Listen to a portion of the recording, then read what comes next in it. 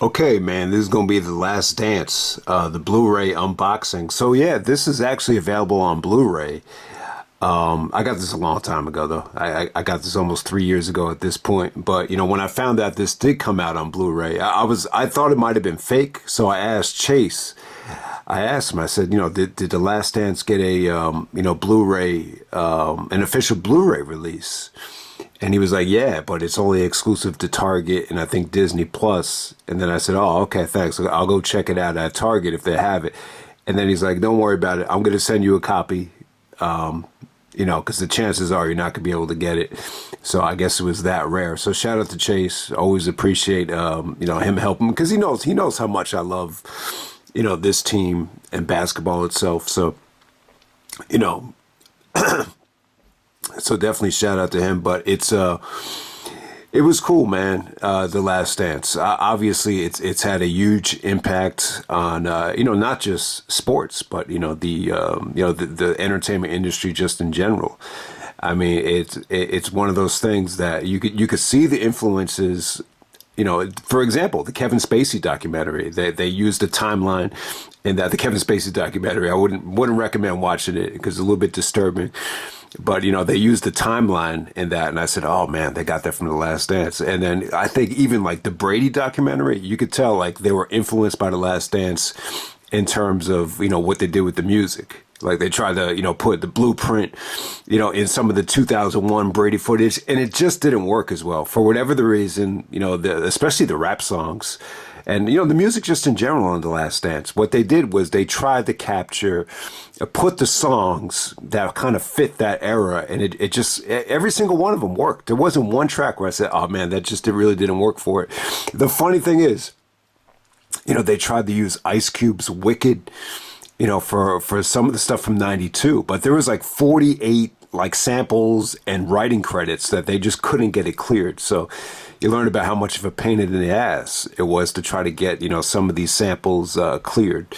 But, that's one of the other interesting things about the documentary. Like Michael Jordan's not a big fan of rap, not a big fan of hip hop. And, that was like one of the gripes that Jordan had with it at first. But I would be really, really surprised if Jordan didn't get like some nostalgia, from some of the hip hop, especially Hip Hop Parade, because, that was playing on every NBA arena in 93. So if you're going to tell me that Jordan didn't get a kick out of how that was presented, just the way they used it with, him using basketball as the playground to escape from the media. And that song works so well for, what story they were telling with the media and the gambling and all that stuff. So yeah, definitely. But yeah, let's check out the unboxing, man. So here's the cover.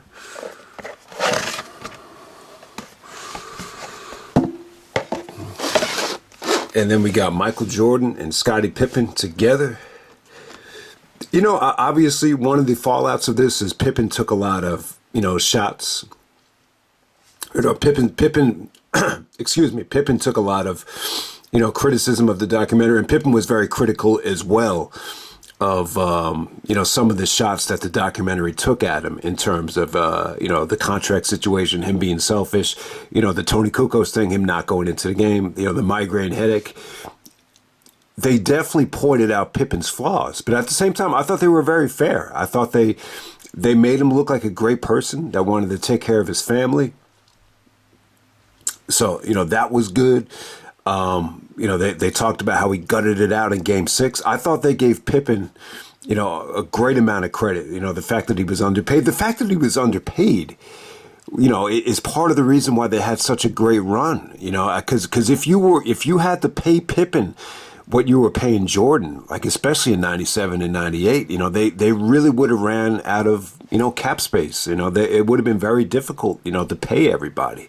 It's almost like they had the two greatest basketball players of the 90s on the same team. And that's one of the reasons why they were so successful. So, hey, look at this, man. Pippen and Jordan together as one, man. These are my two favorite players of all time. I've learned a lot from them. They'll always have a special place in my heart.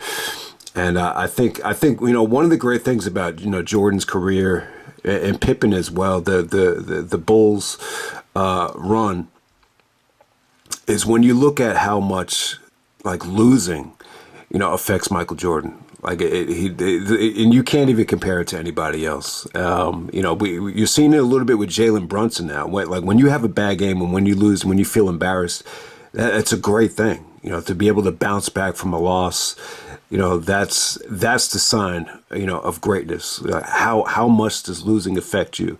How do you dig down and deep and come back from a loss? And, you just see, Jordan's facial reactions after getting swept by the Celtics or, even, getting beat by Orlando. He feels so bad about it that, he's just relentless about how to come back and get his fix. It's almost like he's a drug addict. Like he can't wait to get back on the court and redeem himself. Like that's one of the best qualities. And not everybody's like that. You look back at the history of the game, how come some guys never really pan out? A lot of times, losing doesn't affect everybody the same way. But if losing affects you to the point where you just can't take it and you got to get back out there and redeem yourself, like that's the sign of a winner. That's the sign of greatness. And obviously, these two guys, especially Jordan, had it more than anybody. So let's get right into it. We're always going to be bonded.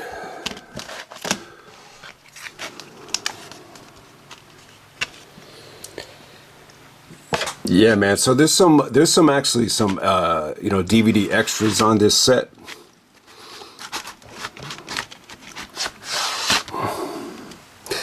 I wanted them to win. I wanted to win, but I wanted them to win and be part of it as well.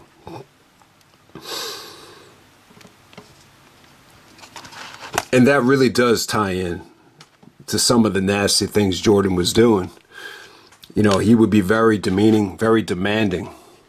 But if you can bear with him and go through it all with him, part of the the joy was that he actually was happy for your success if you were willing to take the beating in practice. So I think, that's one of the things you'll definitely take away, from the documentary as well. But, some of the extra stuff that they have on it, aside from the 10 episodes, you get a lot of like Scott Van Pelt, interactions with some of the media, on SportsCenter right after The Last Dance. They have those.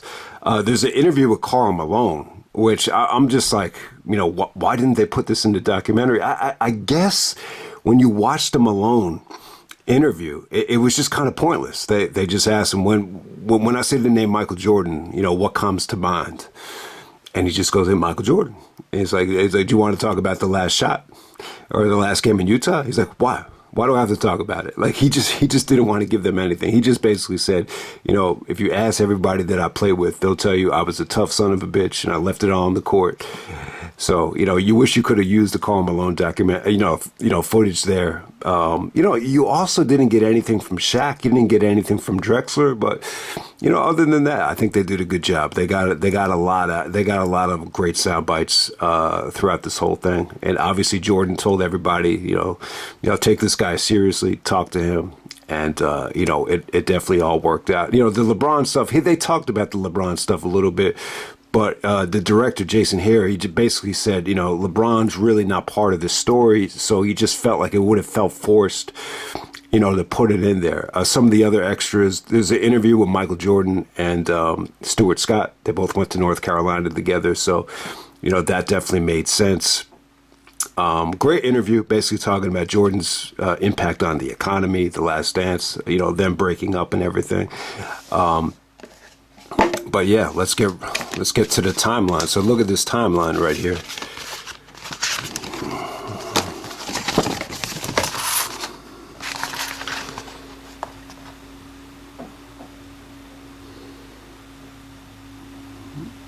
Just go through it.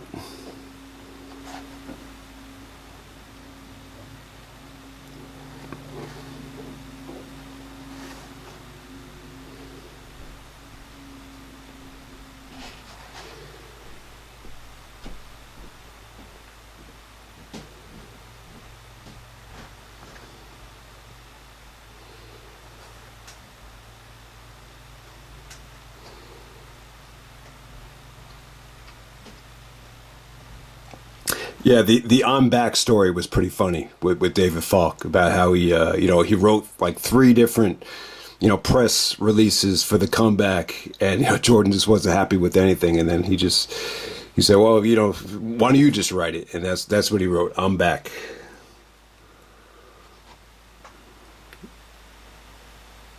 That's the last parade right there. I don't know. I always said, if it wasn't for the lockout, I think, maybe there was a way they would have came back. I think more than anything, Phil just wanted a break. I think that was the biggest reason why. Phil just wanted to, take. He just didn't want to coach again. I think he definitely needed that break. I don't think there was really anything that could have brought him back. But who knows? There was so much crazy stuff going on. It was just bad timing too. Like there was so much stuff going on with the lockout that it was just very, very difficult, to have any sort of communication and negotiations. And I think more than anything, that's the reason why, it didn't happen for a seventh time. It really would have been interesting to see how that team would have fared in that lockout season. A lot of people say it would have been easier for them, but you got to remember the schedule was moving so fast that it would have been very difficult to, get guys like Rodman to stay consistent, day in and day out. A lot of guys had a tough time with that schedule.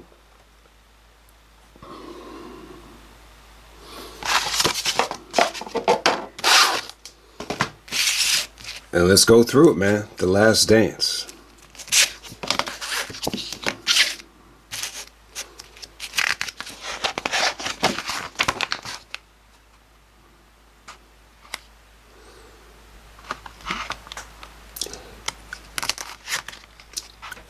No, I wish Jerry Krause and Phil, had got along more, but obviously the relationship kind of ran its course. They didn't talk about it in the documentary, but I think a lot of it just had to do with, Johnny Bach. I think Johnny Bach, leaked a lot of stuff to Sam Smith for the book, The Jordan Rules. And, that was one of the things that Phil was really upset about because he was good friends with, some of these assistant coaches that were forced to let go by Jerry Krause. There's a note from Andy Thompson. Note from Jason Hare.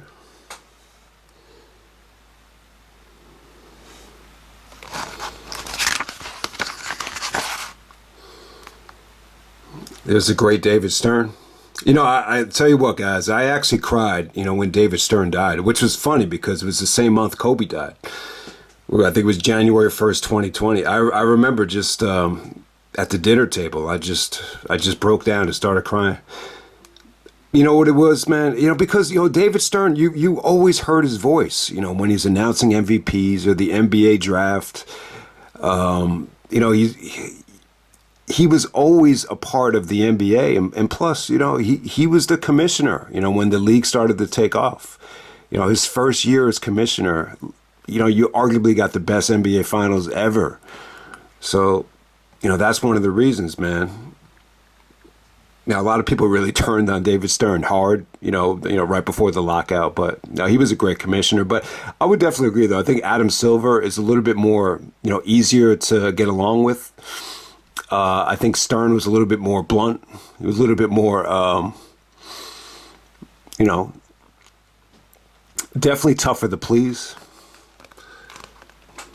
We were the greatest team ever.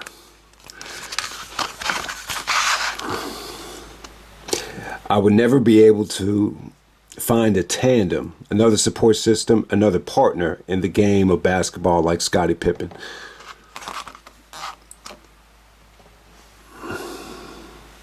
So that's one of the fascinating things about Jordan that I think, you'll learn not just from the documentary, but just in general is how loyal he is. And you've seen it with him as an owner where it's kind of hurt him because he's been loyal to, certain guys that, maybe shouldn't have been employed or hired or whatever. But one of the things about Jordan is, you notice he has somewhat of a lack of trust with some people. Like it takes a lot to earn his trust, which is a good thing. You don't want to let people in your lives that you can't trust because trust me, it can destroy you. And it's happened. I've seen it happen firsthand. But hey, what? One of the things about Jordan is he didn't want to have another coach. You know, things were different at that time. With LeBron, I don't think LeBron gives a fuck who the coach is. But you see how Jordan was like, if it's not Phil Jackson or Dean Smith, then I'm not playing. And you see, like, he even hires Doug Collins when he goes to the Wizards. He's like, Doug, I need you. You know, he has very little patience when it comes to, you know, trying to form a relationship with someone that he doesn't know. And I think that's part of Jordan's success as well. Like, he was very, very strict about who he let in, you know, his inner circle. You don't want to just let anybody in there, because sometimes that bites you in the ass. So that's very important. What Jordan, with how loyal he is. You know, sometimes he could be loyal to a fault, but I think as a player, it kind of benefited him. You know, because, you know, Scottie really earned, you know, his respect as a player, and he wanted to continue it. He's like, you know, if Scottie's not playing, I'm not playing. If Phil's not coaching, I'm not playing either. I want to go out there and get my nose broke. Dennis Rodman. Like we said plenty of times, I think what Rodman did, I think he took a lot of pressure off of Jordan. It's almost like the media circus was more into Rodman during the last three-peat, you know, than Jordan and the gambling and the golf, or, you know, whatever the case may be. And I think it definitely took a lot of pressure off of, you know, Michael Jordan, without a doubt. But, yeah, Rodman, you know, really stole the show here in terms of, you know, the pizzazz of the documentary, the Carmen Electra stuff, missing practice, you know, Rodzilla going to WCW. It's funny, man. They spent some time on, you know, Rodman and WCW and missing practice, and it was pretty funny. But, you know, no matter what, you know, one of the things about Rodman is, you know, when he needed the vacation or when he did miss time, he always came back and he was ready. And so you got to give him credit.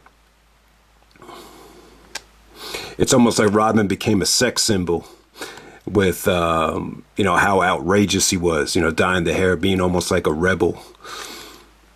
You know, people like Madonna, you know, fell in love with him. So shout out to Dennis Rodman. And Michael Jordan even said the third three-peat does not happen, or the second three-peat, excuse me, does not happen if they don't replace Horace Grant with Dennis Rodman, because he just, I don't know, Michael Jordan and Horace Grant never had a great relationship.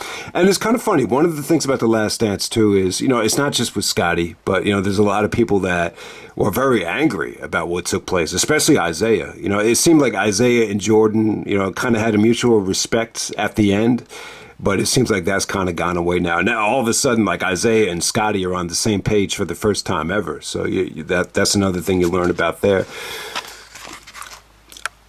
Oh man, if I don't give it my all, I shouldn't be here. Horace Grant, okay? You know, Horace Grant used to take a beating from Jordan. There was, I talked about this before, but there was a time where Jordan just took his food on the plane and just threw it out. He said, "You didn't play well enough to eat." I mean, it doesn't get any worse than that. But, you know, sometimes when you lose, it affects you so bad that, you know, you'll just do, you know, crazy things. But, you know, not being able to eat after a loss, that's as low as it can get sometimes. But at the same time, that's what makes you, you know, stronger. And it makes you want to get back out there to redeem yourself. So it was the first time that sports was being sold in a cultural way. You see Tony Kukoc there. This is when they brought back the Jordan 1s, and, you know, Michael was telling them, you know, technology's come a long way, and, you know, that's actually when Tony Kukoc started, when Jordan's first shoe came out. So, yeah.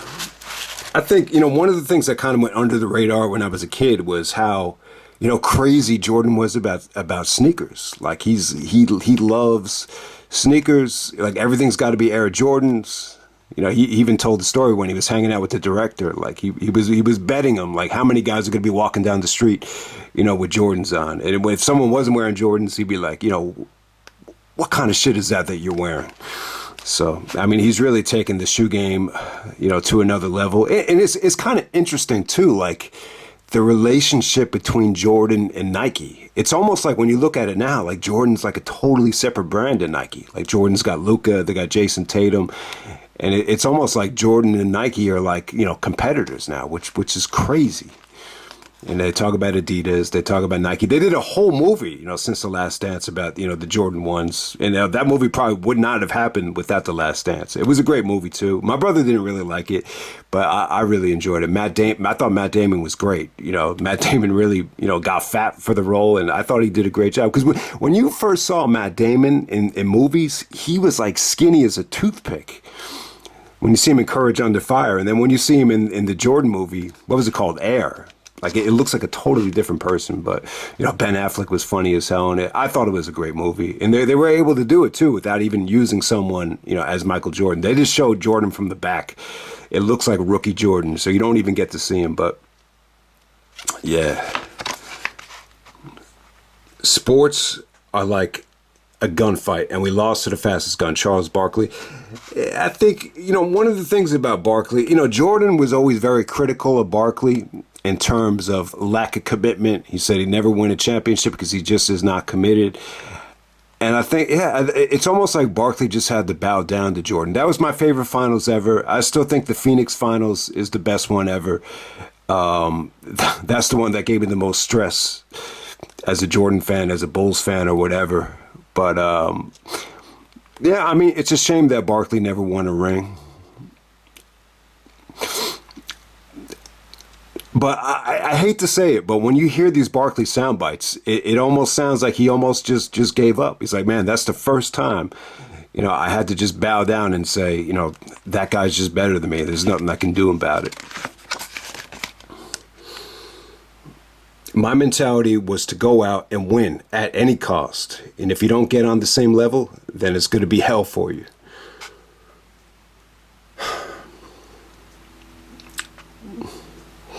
So, his philosophy was, when they first got to training camp, when he returned, he thought he had to toughen these guys up. All these guys that weren't involved with the first championship run, like Steve Kerr. He said it's going to help them, to have these uncomfortable situations in practice. And Steve Kerr and Michael Jordan got into a fight. He punched Steve Kerr. But, it was all to benefit the team in the long run. When you have moments like that, it kind of brings you closer together. When you have like these uncomfortable moments where it's like, holy shit, it can't get any worse than that. So you already got like the crazy shit out of the way. And sometimes it kind of bonds you. And I think that's what happened with Michael Jordan and Steve Kerr. If you don't understand, then you are not going to respond when the war starts.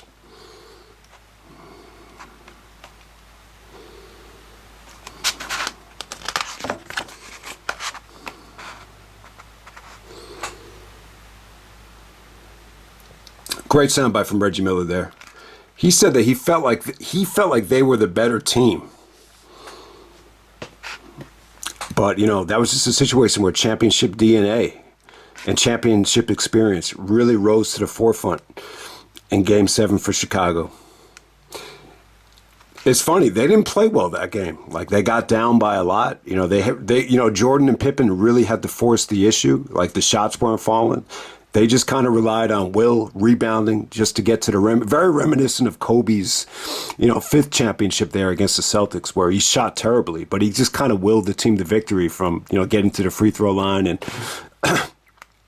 getting 15 rebounds. Very similar. But, that was scary. That was really the only time they were really forced to a seventh game, during the championship years. When they played the Knicks in Game 7 in '92, that was pretty much a blowout. Like, Jordan really kind of, took that game over, and it was it. But that Indiana game, that really came down to the last couple of minutes, the last couple of jump balls and, tips. Steve Kerr got the big three. Pippen had a really, really nice drive at the end, and, they were able to put the nail in the coffin. But that was probably, you could just tell once they got past Indiana, you could tell there was a certain amount of stress that just Jordan just felt a little bit relieved, and it almost felt like they got past the toughest hurdle after that Indiana series. That might have been the best Indiana team ever. That 98 team, with Rick Carlisle being the assistant that drew up the plays and Larry Bird being the coach. They just had a certain level of skill and toughness with the Davis boys. And then you add Jalen Rose, to the mix with Mark Jackson and Travis Best. They were a really, really good team. But hey, man,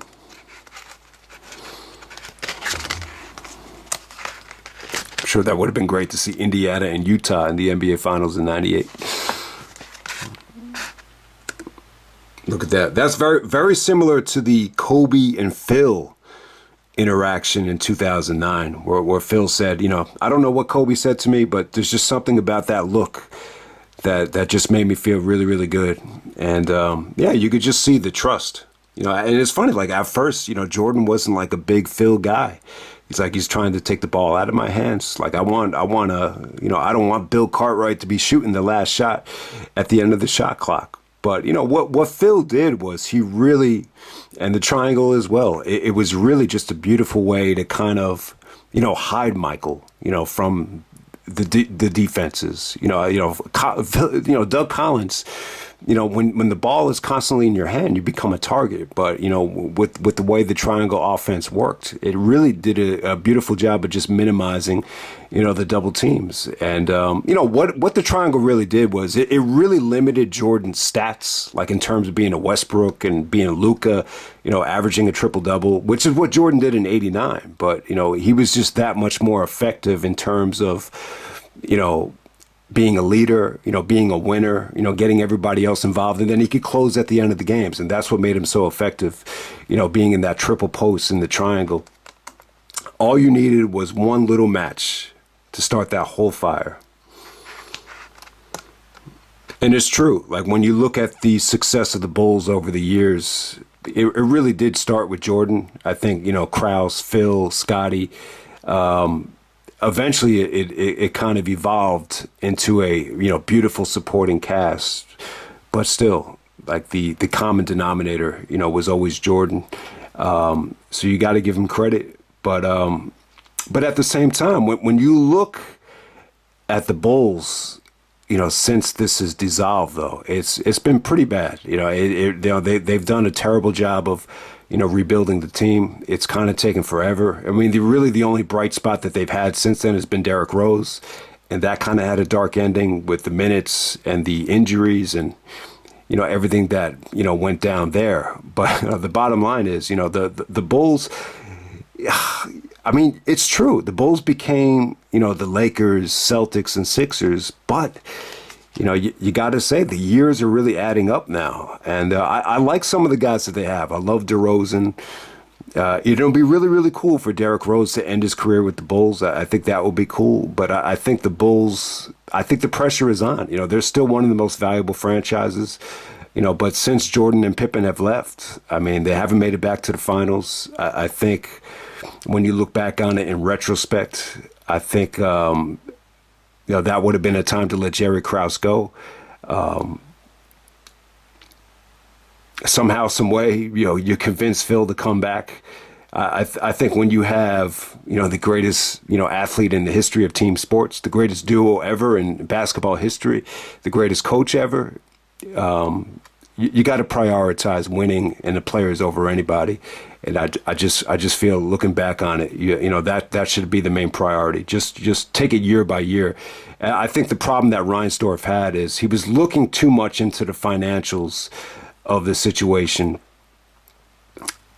and he was under the impression that the rebuild was going to come. It was never going to come. It just wasn't. I mean, it was going to take a while.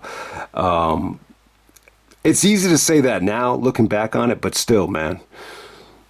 Like when you look at how bad the teams were for the next couple of years, it's almost like you just say to yourself, man, fuck it. You just got to keep winning, no matter what. And that's really it.